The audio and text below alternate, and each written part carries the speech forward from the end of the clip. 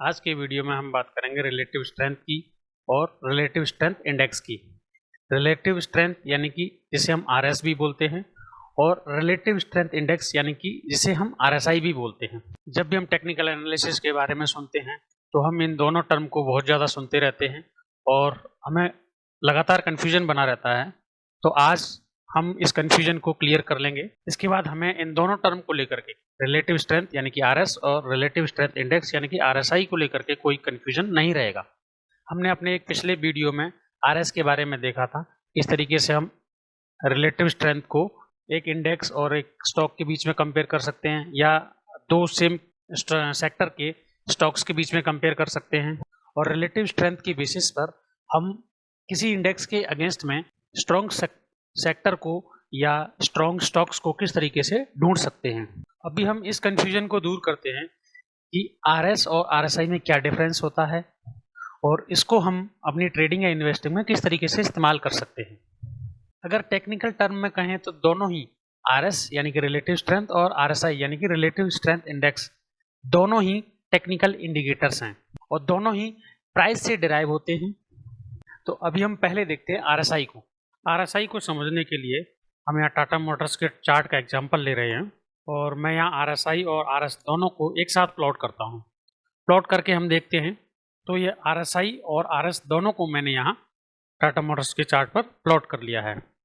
RS के बारे में हम पिछले वीडियो में भी बात किए थे, तो उसमें हमने देखा था कि आरएस को जब हम कैलकुलेट करते हैं तो हम दो सिक्योरिटीज़ के कंपैरिजन में कैलकुलेट करते हैं। एक सिक्योरिटी का प्राइस हम स्टैंडर्ड पैमाने पर लेते हैं और दूसरी सिक्योरिटी को उस पहली वाली सिक्योरिटी के प्राइस के कंपैरिजन में प्लॉट करके देखते हैं कि दोनों सिक्योरिटीज़ का प्राइस किस तरीके से बिहेव कर रहा है।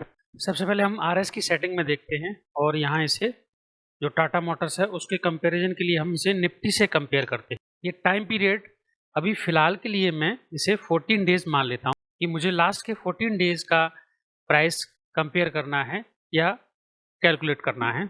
अब मैं आरएसआई की सेटिंग को चेक करता हूँ तो मुझे यहाँ आरएसआई लेंथ यानी कि मुझे कितने दिन का आरएसआई कैलकुलेट करके देखना है वह दिखाई दे रही है और सोर्स है क्लोज यानी कि क्लोज प्राइस पर मैं ये आरएसआई कैलकुलेट कर रहा हूँ। हमने आरएसआई और आरएस दोनों में ही जो टाइम पीरियड रखा है वो 14 डेज़ रखा है और 14 डेज़ रखने के बाद हमें ये जो लाइन है एक तरीके से सिमिलर दिखाई दे रही हैं। इनका जो ग्राफिकल रिप्रेजेंटेशन है अगर दूर से देखा जाए तो ऐसा लग रहा है जैसे सेम चल रही हो। वो ऐसा हमें इसलिए दिखाई दे रहा है क्योंकि ये दोनों ही इंडिकेटर आरएस भी और आरएसआई भी ये जो प्राइस है इसके चेंज को दिखा रहे हैं और दोनों का टाइम पीरियड भी सेम है यानी कि 14 लास्ट के 14 डेज का टाइम पीरियड हम देख पा रहे हैं। जैसे आज जो कैंडल है 7 अगस्त 2024 में जो कैंडल बन रही है उस कैंडल से हम पीछे की तरफ देखें तो हमें 14 डेज इस कैंडल पर होंगे। अब अगर मैं लास्ट के 14 डेज का जो प्राइस रिप्रेजेंटेशन है उसको देखूं तो मुझे आरएस में और आरएसआई में दोनों में ऐसा लग रहा है जैसे सेम ही रिप्रेजेंटेशन हो रहा हो। ऐसा सिर्फ इसलिए हो रहा है क्योंकि हमने दोनों का टाइम फ्रेम 14 डेज रखा है। आरएसआई का जो सिंपल कैलकुलेशन किया जाता है वह लास्ट के 14 डेज को लेकर के किया जाता है। हम इसमें जो टाइम पीरियड है उसको हम चेंज कर सकते हैं इन दोनों पैरामीटर्स के आधार पर कि एक दिन में जो प्राइस है वह कितना बढ़ा और उसी दिन में प्राइस कितना घटा। हम आरएसआई की वैल्यू का पता लगाते हैं। ये एक तरीके से मोमेंटम इंडिकेटर है और लीडिंग इंडिकेटर है। इसकी जो वैल्यू है वो 0 से 100 के बीच में कैलकुलेट की जाती है और हमें ये इस चीज़ का पता लगाने में हेल्प करता है कि शेयर में जो प्राइस चेंज हो रहा है वह किस स्पीड से हो रहा है। आरएस में भी हम इसी तरीके से कैलकुलेशन कर रहे थे कि प्राइस किस तरीके से चेंज हो रहा है। बस आरएस में अंतर इतना है कि हम ये जो प्राइस है इसको एक फिक्स इंडेक्स या किसी दूसरी सिक्योरिटी के अगेंस्ट में देख रहे हैं यानी कि जो ये जीरो लाइन है वह एक फिक्स इंडेक्स है या कोई दूसरी सिक्योरिटी है। आरएसआई के केस में उसी सिक्योरिटी की प्राइस को प्लॉट करके फिर आरएसआई का कैलकुलेशन कर रहे हैं। यहाँ किसी दूसरे स्टॉक का या इंडेक्स का कोई रोल नहीं होता है। तो बात सिंपल और क्लियर है कि आरएस यानी कि दो सिक्योरिटीज की कंपैरिजन के बाद डेवलप होगा।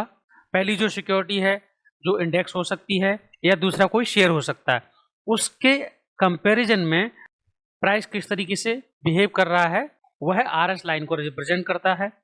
आरएसआई वो स्वयं जो सिक्योरिटी है यानी कि जो भी स्टॉक है या कमोडिटी है उसके प्राइस को रिप्रेजेंट करता है। वह प्राइस कितना चेंज हो रहा है, कितना बढ़ रहा है एक दिन में और कितना घट रहा है एक दिन में, उसके हिसाब से इसका कैलकुलेशन किया जाता है। तो आरएस का जो टाइम पीरियड है वह अलग अलग ट्रेडर या इन्वेस्टर अलग अलग प्रकार से लेते हैं। किसी को ये आखिर के 10 दिन का डाटा चाहिए, किसी को आखिर के 50 दिन का डाटा चाहिए, किसी को आखिर के 200 दिन का डाटा चाहिए। इस तरीके से वे अपना कंपैरिजन करते हैं। और आरएसआई जो डिफ़ॉल्ट सेटिंग है 14 डेज ही होती है। हाँ, यह है कि इस टाइम पीरियड को हम कम कर सकते हैं या ज़्यादा कर सकते हैं, वो अलग अलग स्ट्रेटजी में अलग अलग तरीके से लोग करते हैं।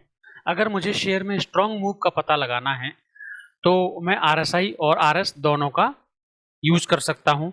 आरएस मुझे दिखाएगा कि यह शेयर किसी इंडेक्स के अगेंस्ट में किस तरीके से परफॉर्म कर रहा है, और आरएसआई मुझे दिखाएगा कि लास्ट के 14 डेज में या जो भी टाइम पीरियड मैं यहाँ सेट कर दूँ उस पर्टिकुलर टाइम पीरियड में प्राइस किस तरीके से बिहेव कर रहा है।